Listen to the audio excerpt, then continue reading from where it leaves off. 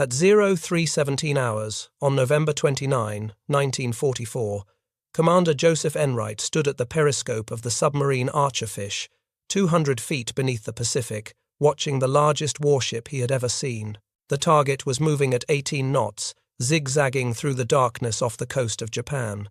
Enright had been tracking her for 6 hours. His crew was exhausted. His submarine had never sunk a single ship in 4 previous patrols, and in approximately 90 seconds, he would fire 6 torpedoes at a vessel so secret that American intelligence did not even know it existed. The carrier was massive. Even through the green haze of the periscope lens, Enright could see the flight deck stretching hundreds of feet into the darkness. 3 destroyer escorts flanked the giant ship, their wakes phosphorescent in the moonlight. Enright's torpedo data computer was locked on target. His crew waited in silence. What Enright could not have known in that moment was that his target was the Shinano, a 72,000-ton supercarrier, the largest warship afloat. She had been commissioned only 10 days earlier. She was making her maiden voyage from Yokosuka Naval Arsenal to Kure for final fitting out, and she was about to become the largest vessel ever sunk by a submarine in the history of naval warfare. But the story of why Japanese admirals came to fear American submarines does not begin with the Shinano. It begins 2 years earlier, when American torpedoes did not work. American captains were considered too cautious, and the Japanese merchant fleet sailed the Pacific almost unopposed. It begins with a problem so fundamental that it nearly cost America the war in the Pacific, and it begins with one officer who refused to accept the official explanations for why his submarines kept failing. The morning of December 7, 1941, changed everything for the United States Pacific Fleet. Japanese aircraft destroyed the battleship Roe at Pearl Harbor. They sank or damaged 8 battleships. They killed more than 2,000 Americans in less than 2 hours. But they missed something critical. The submarine base at Pearl Harbor survived largely intact. The fuel storage tanks that would power American operations across the Pacific remained undamaged, and 29 submarines of the Pacific Fleet were ready for immediate deployment against the Empire of Japan. Within hours of the attack, President Franklin Roosevelt ordered a new doctrine into effect: unrestricted submarine warfare against Japan. This meant sinking any warship, commercial vessel, or passenger ship in Axis-controlled waters, without warning and without help to survivors. The American submarines would do to Japan what German U-boats were attempting against Britain. They would strangle an island nation by cutting its sea lanes. They would starve its factories of raw materials. They would sink the ships that fed its war machine. At least, that was the plan. In the first months of 1942, the American submarine campaign in the Pacific was a catastrophe. Submarines fired torpedo after torpedo at Japanese ships. The torpedoes hit their targets, and nothing happened. They did not explode. Lieutenant Commander Frederick Warder of the submarine Seawolf was one of the first to document the problem. During 6 patrols in the first year of the war, Warder recorded instance after instance where his Mark 14 torpedoes struck enemy vessels and simply bounced off. The contact reports would note a solid thud against the hull, then silence, no explosion, no damage, the enemy ship sailing away unharmed. In one engagement near Christmas Island, Seawolf approached a Japanese invasion force that had anchored offshore. Warder carefully positioned his submarine for an attack on the light cruiser Naka. He fired a spread of torpedoes at close range. 1 torpedo hit its mark. The rest either missed or failed to detonate. The cruiser escaped for repairs. Warder returned to port with nothing to show for his efforts. Other captains reported the same experience throughout the fleet. They would execute perfect approaches, fire at point-blank range, hear the unmistakable thud of metal striking metal through the hull, and then watch in disbelief as the enemy ship sailed away undamaged. The frustration was overwhelming. These men were risking their lives on every patrol. They were doing everything right, and their weapons simply did not work. The Bureau of Ordnance in Washington insisted there was nothing wrong with the torpedoes. The problem, they said, was the captains. Poor approaches, bad maintenance, human error, insufficient training. The Mark 14 torpedo had been designed by experts at the Naval Torpedo Station in Newport, Rhode Island. It had been tested and certified for fleet use. Any failures in combat must therefore be the fault of the men using them, but the captains knew better. They were not missing. Their torpedoes were hitting. The acoustic signatures were unmistakable. Something was fundamentally broken with the weapon itself, and no amount of official denial could change what they witnessed through their periscopes. When Seawolf switched to the older Mark X torpedoes, her success rate improved dramatically. This was damning evidence. The same crew, the same captain, the same approach techniques, but different results. The variable was the torpedo itself. The man who would solve this problem and transform the American submarine force into the most devastating naval weapon of the Pacific War was Rear Admiral Charles Lockwood. In February 1943, following the death of Rear Admiral Robert English in a plane crash in California, Lockwood became commander of Submarines' Pacific Fleet.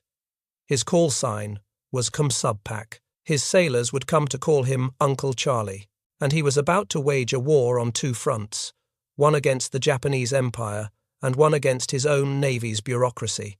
Lockwood was 52 years old when he took command at Pearl Harbor. He was a career submariner who had commanded his first submarine in 1914, before the United States entered the First World War. He had served on submarines continuously for 3 decades. He understood the boats. He understood the men. He understood what it meant to go into combat beneath the waves. And he understood that when dozens of experienced captains reported the same problem independently, the problem was not the captains. Lockwood trusted his sailors. He believed their reports, and he was determined to find out what was wrong. The Mark XIV torpedo had been the Navy's standard submarine weapon since 1938. It was a remarkable piece of engineering on paper. 20 feet long, weighing more than 3,000 pounds, carrying a 500-pound warhead of Torpex explosive, capable of running at 46 knots for 4,500 yards, or 31 knots for 9,000 yards. It was designed to be the most lethal submarine weapon in the world. The torpedo featured 2 detonation systems. The primary was a magnetic influence exploder called the Mark VI.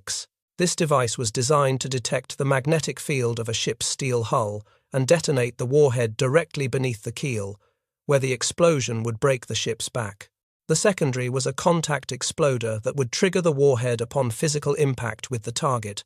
Both systems were revolutionary, both systems were secret, and both systems had been tested exactly twice before being issued to the fleet. Twice. The Navy had been so obsessed with secrecy around the Mark XIV's magnetic exploder that they had refused to conduct proper live fire testing. Budget constraints during the Depression prevented additional trials. Security concerns prohibited extensive exercises that might reveal the weapon's capabilities to foreign observers. And so America went to war with a torpedo that nobody actually knew worked reliably. Lockwood began his investigation before he even arrived at Pearl Harbor. While serving as commander of Submarines Southwest Pacific in Australia, he had heard the same complaints from his captains that were coming from every submarine force in the theater. He ordered test firings into fishing nets to measure how deep the torpedoes actually ran. The specifications said the Mark XIV should run at the depth set by the captain. A setting of 10 feet meant the torpedo should travel at 10 feet below the surface. This was critical for the magnetic exploder to function correctly. The torpedo needed to pass beneath the target's hull at precisely the right depth to trigger the magnetic influence feature. The tests showed something different. The torpedoes were running 11 feet deeper than set. A torpedo set for 10 feet was actually running at 21 feet. This meant the weapons were passing directly underneath their targets, without ever coming close enough to trigger either the magnetic or contact exploder. Lockwood reported his findings to the Bureau of Ordnance. The Bureau disagreed on technical grounds. They insisted their testing at Newport had shown proper depth keeping. They accused the fleet of improper calibration procedures. They refused to accept that their weapon was defective. Lockwood repeated the tests. The results were identical. He compiled detailed data. He submitted formal reports through the chain of command. He pushed and pushed and pushed. Finally, in August 1942, the Bureau confirmed through its own tests at Newport that the Mark XIV was indeed running 10 feet deeper than designed. 8 months after Pearl Harbor, the Navy finally acknowledged that its primary submarine weapon could not hit targets at the depth specified by its captains. The cause was embarrassingly simple. During development, the torpedo had been tested with practice warheads that were significantly lighter than the combat version. The heavier explosive warhead changed the trim of the torpedo enough to make it run deep.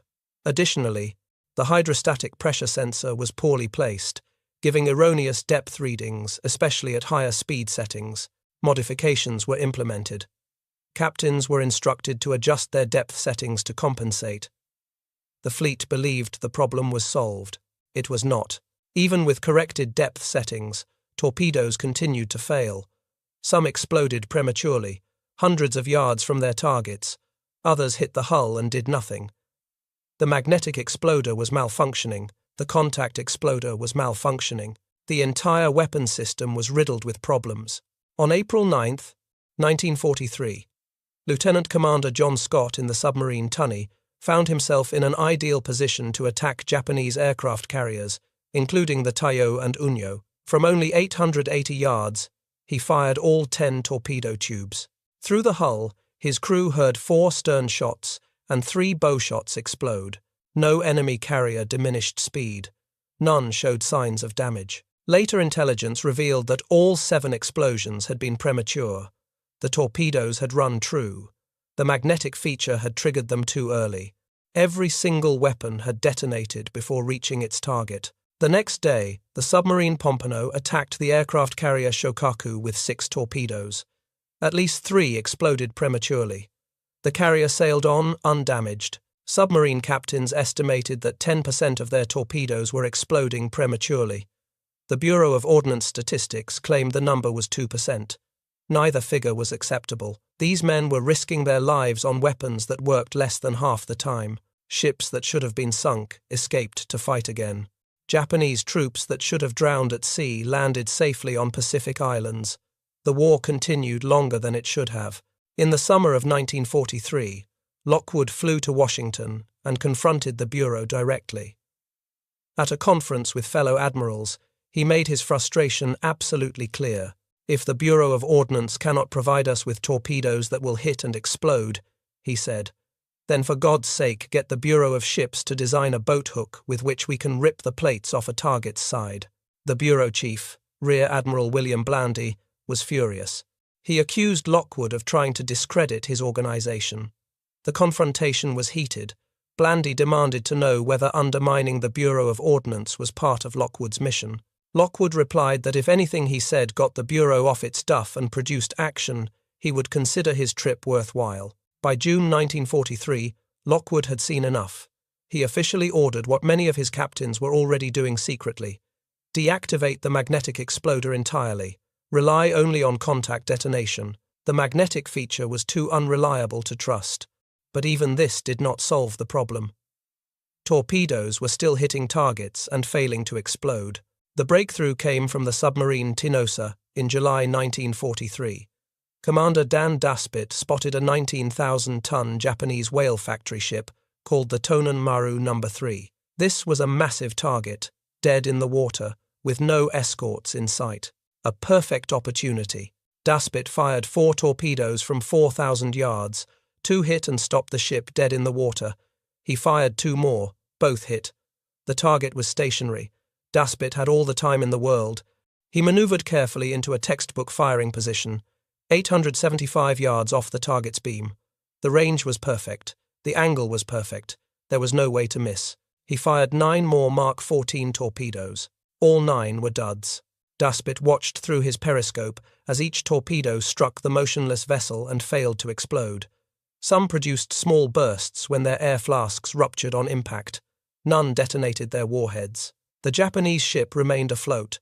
Daspit, suspicious that he was working with a faulty production run, made a decision that would change the course of the submarine war.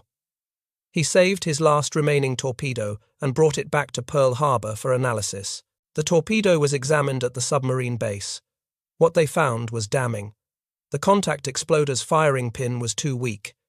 It was designed to strike the target at a perpendicular angle and trigger the detonator, but when a torpedo hit a ship dead-on, the impact force was so great that the firing pin crumpled before it could initiate the explosive chain. Ironically, a perfect shot was almost guaranteed to fail. The more accurate the attack, the more likely the torpedo would be a dud. The Navy's premier submarine weapon had been designed without adequate testing, built without proper quality control, and deployed without understanding its fundamental flaws. 3 separate defects had crippled American submarine operations for nearly 2 years. The machine shops at Pearl Harbor went to work immediately. They designed a reinforced firing pin using stronger materials. Legend has it that engineers studied the propeller blades from downed Japanese aircraft captured at Pearl Harbor and found a lightweight metal perfect for the application. By late September 1943, the submarine Barb departed on patrol with 20 torpedoes equipped with the new design. By mid-October, every submarine leaving Pearl Harbor carried the modified weapons. Uncle Charlie had won his war against the Bureau of Ordnance. His sailors finally had torpedoes that worked. 21 months after Pearl Harbor. 21 months of frustration. 21 months of watching good men die because their weapons did not function. 21 months of official denial and bureaucratic resistance. And then, when the torpedoes finally worked, the American submarine force became the most devastating naval weapon in the Pacific. The transformation was immediate and stunning. In 1942, American submarines had sunk approximately 109 Japanese ships totaling around 42,000 tons. The numbers were disappointing given the resources invested. Too many patrols returned with empty bags. Too many targets escaped. Too many opportunities were squandered by defective weapons. In 1943, with the torpedo problems gradually being solved, the totals increased. But the real devastation came in 1944. That year, American submarines sank 603 Japanese merchant ships, totaling approximately 2.7 million tons, more tonnage than in the first 25 months of the war combined. The Japanese merchant marine was being systematically annihilated. But Lockwood understood that sinking random freighters was not enough. He needed to target the ships that mattered most to Japan's war effort. In late 1943, he issued new orders. Tankers were now the top priority for every submarine patrol. Japan had gone to war precisely because of oil. The American embargo of July 1941 had left the Imperial Navy with approximately 12 months of fuel reserves for the Army and 18 months for the Navy. Japan's entire strategic calculation depended on seizing the oil fields of the Dutch East Indies and shipping that petroleum home to feed the factories, fuel the ships, and power the aircraft of its war machine. The distance from the East Indies oil fields to Japan was roughly 6,000 kilometers. Every barrel of oil, every gallon of aviation fuel, every drop of diesel had to travel by sea. There was no alternative. There were no pipelines. There were no overland routes. The tanker convoys were Japan's lifeline, and Lockwood intended to cut that lifeline completely. American cryptographers had broken the Japanese merchant shipping codes. Intelligence officers at Fleet Radio Unit Pacific could track the movements of tankers across the ocean. They knew which ships were sailing, what cargoes they carried, which routes they would take, and when they would arrive at their destinations. Lockwood positioned his submarines accordingly. The submarines waited along the shipping lanes. They lurked at the choke points where convoys had to pass. They patrolled the waters around Singapore and the Philippines. They haunted the approaches to the Japanese home islands. And when the tankers came, they struck. The results were catastrophic for Japan. Of the 43 tankers lost in the first 6 months of 1944, 27 were sunk by American submarines. Japanese High Command took the extraordinary step of reallocating steel designated for warship construction to build new tankers. This was a desperate measure. Japan needed every available resource for its naval building program. But without oil, the existing fleet could not operate. Even with every available resource committed to tanker construction, losses exceeded production. The shipyards could not build fast enough. The submarines sank faster than Japan could replace. By the end of 1944, American forces had destroyed 2/3 of the Japanese tanker fleet. Japanese oil imports from the Southern Resource Zone peaked at approximately 1.4 million barrels per month. Although production in Japanese-controlled areas reached nearly 4 million barrels monthly in 1943, most of that oil never reached the home islands. American submarines made certain of it. The strategic consequences cascaded through every aspect of Japanese military operations. Admiral Tokusaburo Ozawa commanded the Japanese carrier fleet. After returning from Rabaul in late 1943 to replace aircraft losses and train new pilots, Ozawa discovered that the oil shortage was so severe that he could not remain in home waters. There was not enough fuel to conduct training operations near Japan. He was forced to relocate his entire fleet to Singapore, closer to the oil sources of Borneo and Sumatra. This way, his ships could refuel directly from local sources without depending on the vulnerable tanker convoys. But moving the fleet south meant moving it thousands of miles away from the decisive battles in the Central Pacific.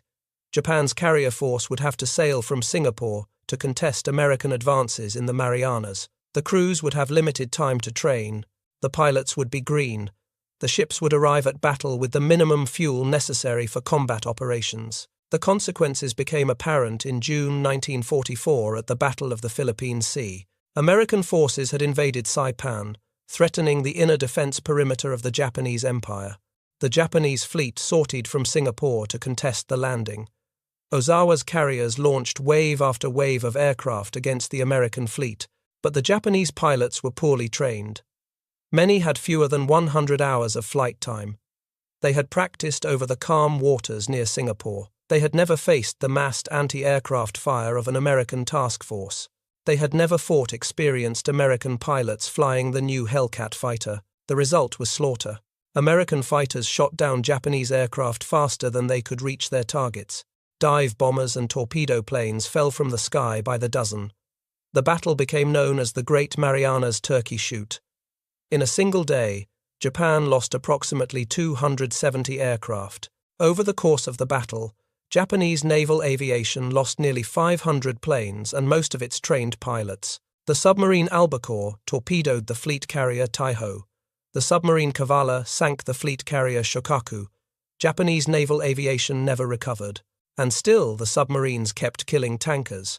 By early 1945, the situation was desperate. Oil imports had slowed to a trickle. Japanese warships could not leave port for lack of fuel. Aircraft sat grounded on airfields because there was no aviation gasoline. The last tanker from Southeast Asia reached Japan in March 1945. After that, nothing. The pipeline was closed. Japan's lifeline had been severed.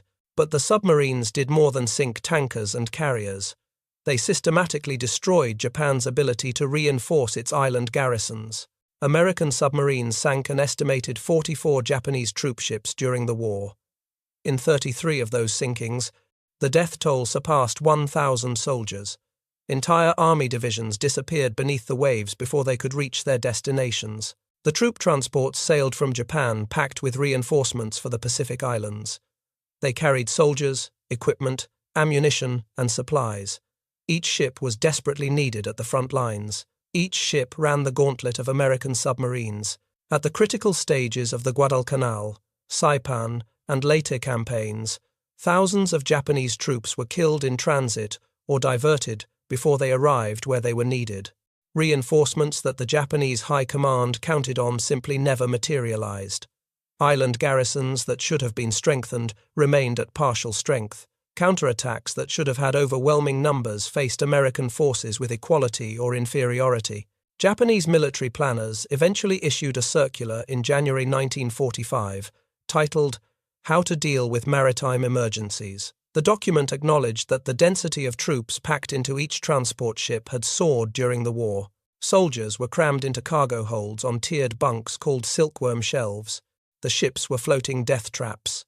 When submarines found them, the casualties were catastrophic. Some historians estimate that American submarines killed more than 97,000 Japanese soldiers at sea.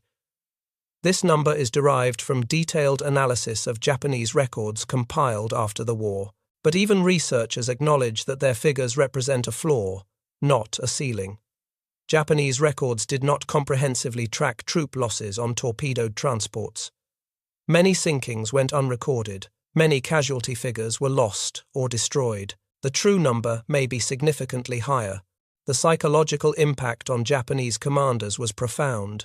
Admiral Minechi Koga, who succeeded Yamamoto as commander of the combined fleet, knew that every convoy sailing from Japan to the southern resource zone faced submarine attack. Every tanker bound for Singapore risked destruction. Every troopship heading to reinforce the Philippines might never arrive.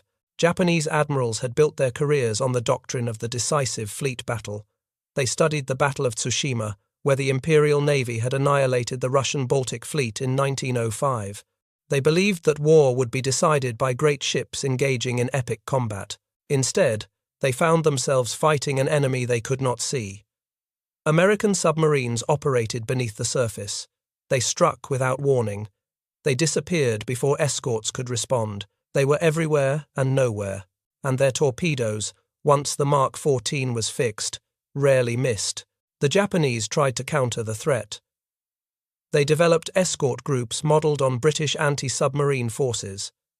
They instituted convoy procedures. They deployed anti-submarine aircraft along the shipping lanes.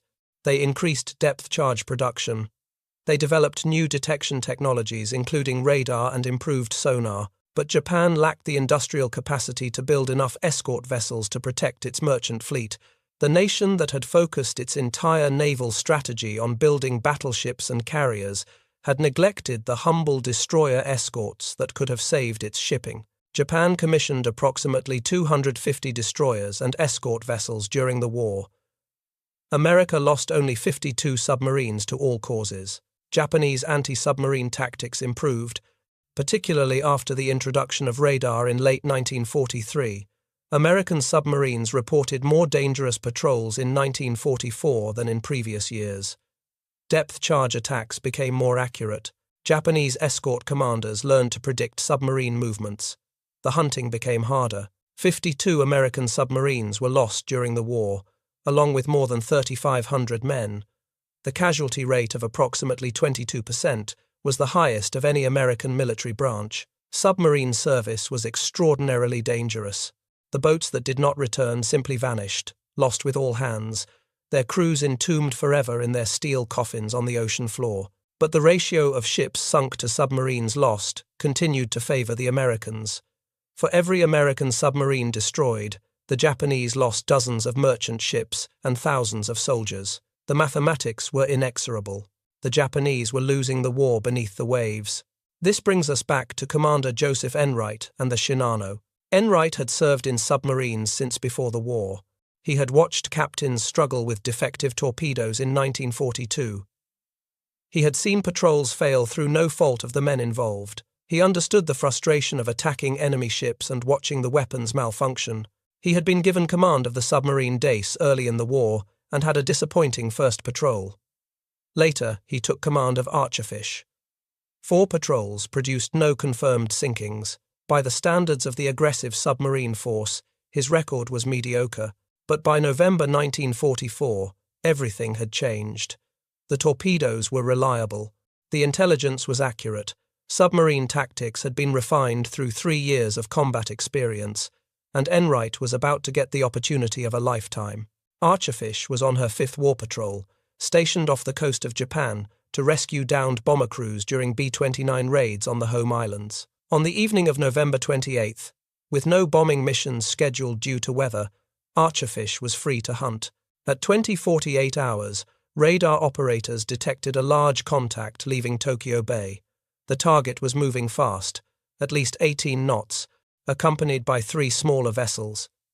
Enright ordered pursuit. For 6 hours, Archerfish tracked the mystery ship on the surface, maintaining parallel course and waiting for an opportunity. The target was zigzagging, changing course unpredictably to throw off submarine attacks, standard anti-submarine procedure. But Captain Toshio Abe aboard the Japanese vessel made a critical error. He believed he was being tracked by a pack of submarines rather than a single boat. He thought Archerfish was a decoy meant to lure away his escorts while other submarines positioned for attack. He ordered his destroyer screen to maintain formation rather than pursuing the contact.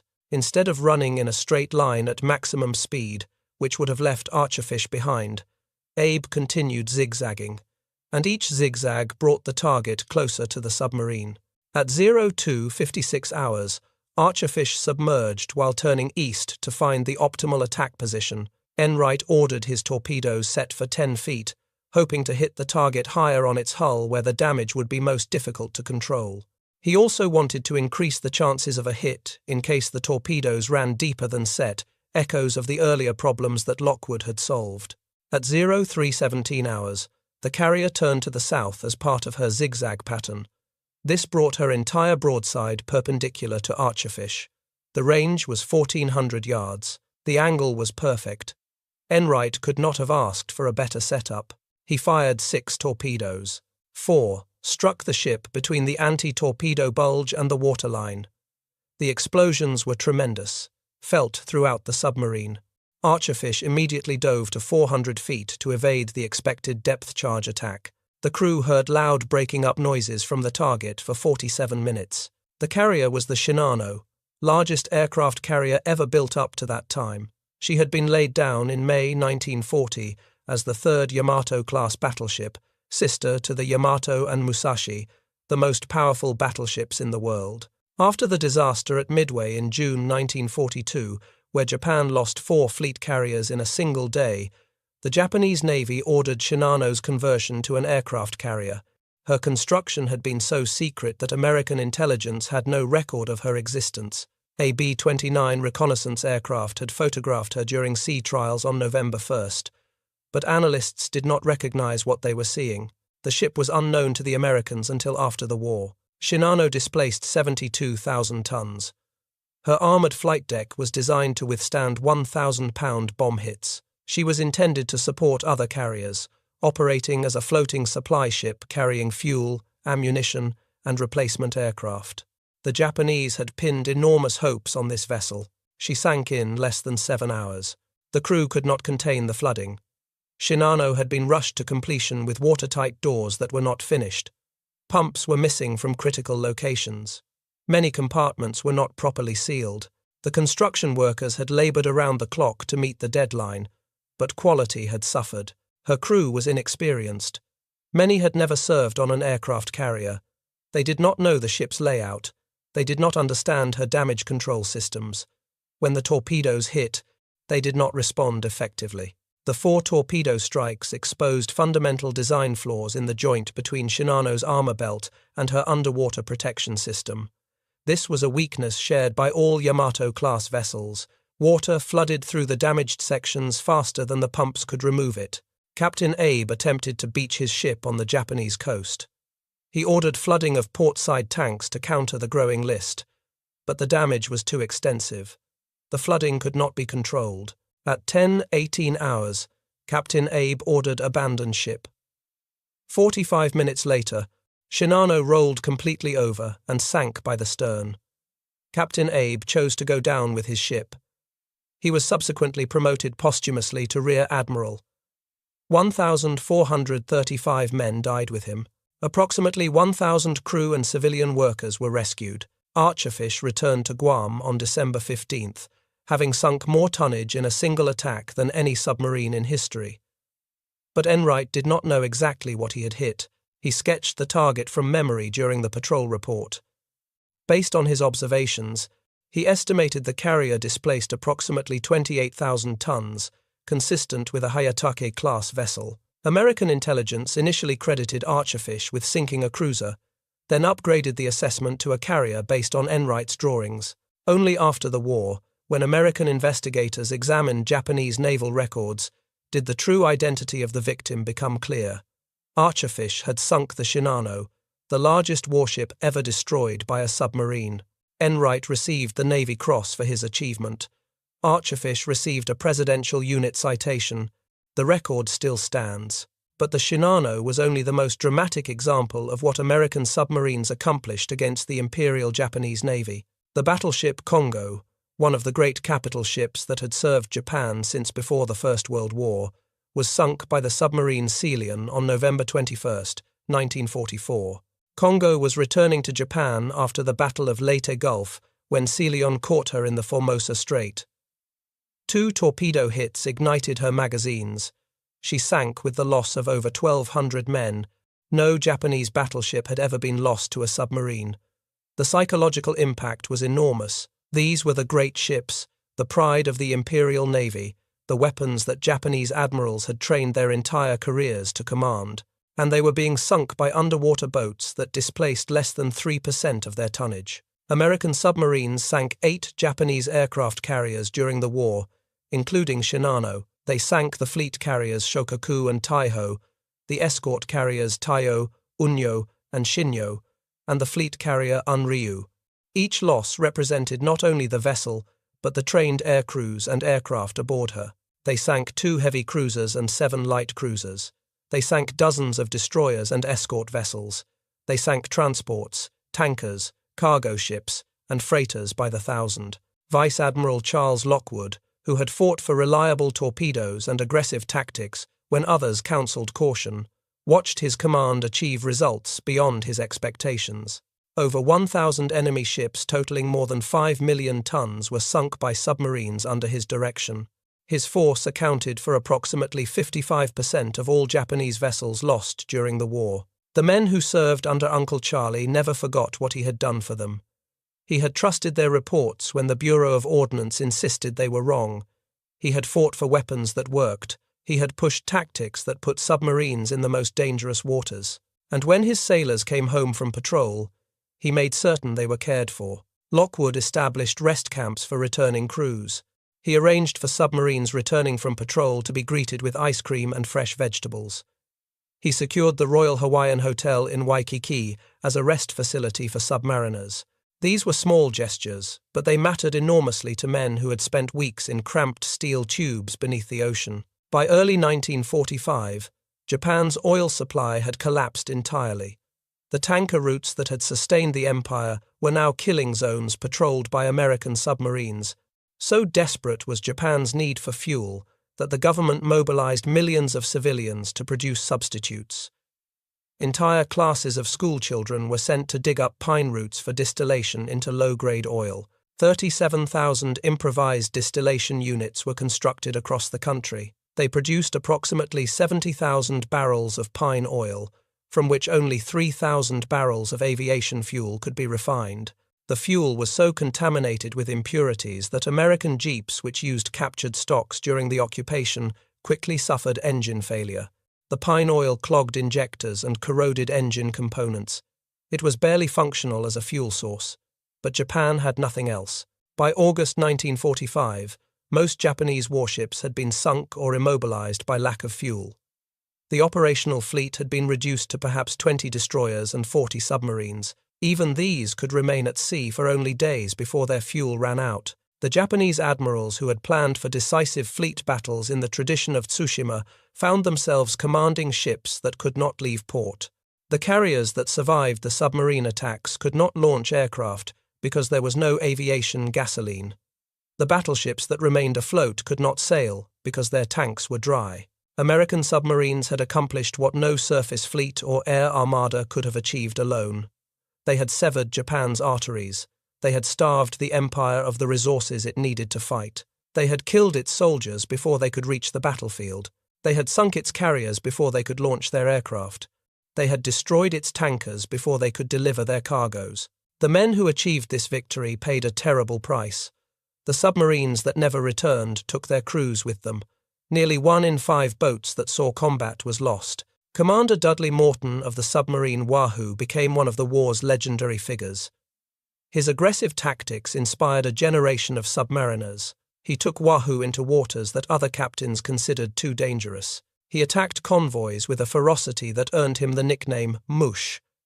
In 5 patrols under his command, Wahoo sank 19 ships totaling approximately 55,000 tons.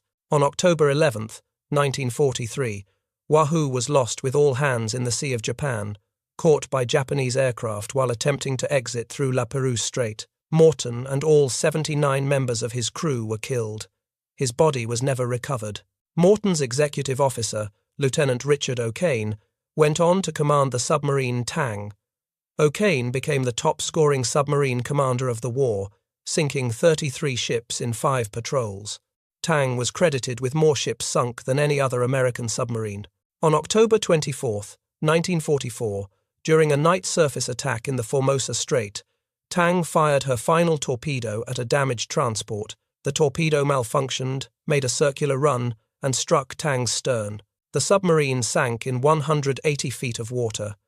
78 men were killed. O'Kane and 8 others survived, escaping through the flooded submarine using Mumsen lungs, and were captured by Japanese forces. O'Kane spent the last 10 months of the war as a prisoner in Japanese camps. After liberation, he received the Medal of Honor for his actions during Tang's final patrol. His citation noted that he sank 2 convoys, totaling 13 ships in less than 24 hours. Lockwood survived the war and continued to advocate for his sailors. He documented their achievements in several books that became classics of submarine literature. He testified at war crimes trials. He served as Inspector General of the Navy after the war. He fought to ensure that the submarine force received the recognition it deserved. The official statistics tell the story. American submarines, constituting less than 2% of United States Navy personnel, accounted for more than 55% of all Japanese shipping losses. They sank more than 1,100 merchant ships and 200 warships. They killed tens of thousands of Japanese soldiers and sailors. They rescued more than 500 downed American airmen from the waters of the Pacific. They altered the outcome of the war. The Japanese admirals who began the conflict confident in their battle fleet ended it without ships, without fuel, without hope. The submarines they had dismissed as auxiliary vessels, useful only for reconnaissance and coastal defense, had become the decisive weapon. The underwater boats they had failed to counter had strangled their empire. The transformation began with one officer who refused to accept that his torpedoes were working when they clearly were not. Charles Lockwood fought his own bureaucracy as fiercely as he fought the enemy. He demanded tests when the Bureau of Ordnance insisted none were needed. He modified weapons when regulations prohibited unauthorized changes. He pushed aggressive tactics when doctrine called for caution. And when the torpedoes finally worked, when the submarines finally had the weapons they needed, they became unstoppable. Japanese admirals learned to fear what they could not see. Their tankers vanished. Their troop transports disappeared. Their carriers sank without warning. The American submarines operated in their waters, along their shipping lanes, even in the Sea of Japan itself, and they could not be stopped. By the summer of 1945, the submarine campaign had achieved its ultimate objective. Japan was isolated. Japan was starving. Japan was beaten. The war beneath the waves was over. If you found this story as compelling as we did, please take a moment to like this video. It helps us share more untold stories from the Second World War. Subscribe to stay connected with these histories. Each one matters. Each one deserves to be remembered. We would love to hear from you. Leave a comment below telling us where you are watching from. Our community spans the globe, from veterans and their families to history enthusiasts around the world. You are part of something special here. Thank you for watching. And thank you for keeping these stories alive. There is a postscript to this story that deserves telling. In the decades after the war, historians and researchers began to piece together the full scope of what American submarines had accomplished. The wartime statistics, carefully compiled by the Joint Army-Navy Assessment Committee, revealed that United States submarines had sunk 540,000 tons of Japanese naval vessels and nearly 4.8 million tons of merchant shipping combined. This represented over 54% of all Japanese vessel losses during the conflict, but the numbers only tell part of the story. The submarines did not merely sink ships, they broke the back of an empire. They demonstrated that an island nation dependent on sea transport could be choked into submission by a relatively small force of underwater vessels. They proved that modern submarines, when properly equipped and aggressively commanded, could alter the strategic balance of an entire theatre of war. The lessons were not lost on military planners. In the decades after 1945, submarine warfare became central to the naval strategies of every major power. The nuclear submarines that followed inherited the legacy of the fleet boats that had stalked the Pacific. The tactics evolved. The weapons became more sophisticated. But the fundamental principle remained unchanged. Control the seas beneath the surface, and you control the seas.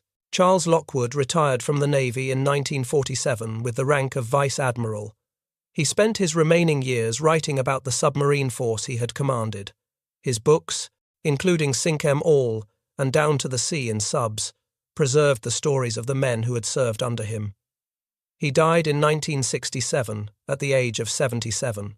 He is buried at Golden Gate National Cemetery in San Bruno, California, alongside his fellow admirals Chester Nimitz, Raymond Spruance, and Richmond Kelly Turner.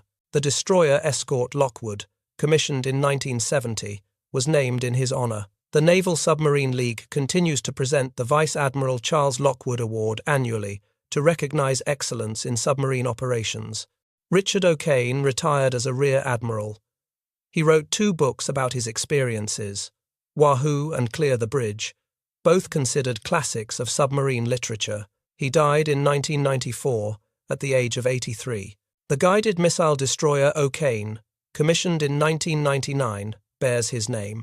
The wreck of the Wahoo was discovered in 2006 in the La Perouse Strait, resting in over 200 feet of water. Dudley Morton and his 79 crewmen remain entombed in their submarine, a war grave honored by the nations that once fought over those waters. The Shinano lies somewhere in the deep waters off the coast of Japan, the largest warship ever sunk by a submarine, a monument to the devastating effectiveness of the American undersea campaign. And in the quiet depths of the Pacific, scattered across thousands of miles of ocean floor, rest the submarines that never returned home. Their crews made the ultimate sacrifice in the silent service of their country. They deserve to be remembered. That is how a small force of submarines changed the course of a world war, not through a single decisive battle, but through relentless, grinding attrition. Not through brilliant fleet actions, but through patient stalking and precise attacks. Not through overwhelming numbers, but through skill, courage, and weapons that finally worked. The Japanese admirals who dismissed submarine warfare as secondary to the grand fleet engagement learned their error too late. By the time they understood the threat, their tankers were on the bottom, their armies were stranded, and their empire was dying of starvation. The submarines had won.